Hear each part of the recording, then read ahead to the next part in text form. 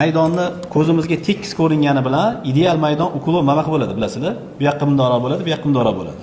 Sentr turadigan, ko'pda turadigan joy mana bu yoqdan necha santimetrgacha farq qiladi? 18 santimetrgacha. Sentrda 8% uklovni bo'ladi.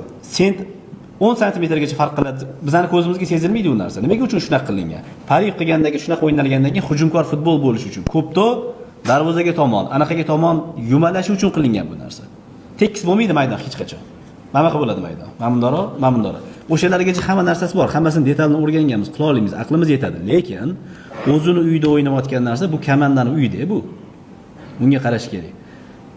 Men uchun kulgili, kimga bu gapim tegib ketsin, boshqa qilsin, futbolchiga top berayotgan pulni agar maydonga topa olmayotgan bo'lsa, men buni o'zbek birinchi bo'lib misol uchun oldin uyini to'g'rilab oladi, to'g'rimi? Hamma o'zbek oldin uyini qiladi, keyin boshqa anaqalarni qiladi. Bizda shuni futbol nuqtai nazaridan qarasak aksida. Maydon oxirgisi. Bo'ldi, men maydon qilib berdim-ku deydi. Maydon qilib berish bitta san'at. Uni keyin eblab turish ikkinchi san'at.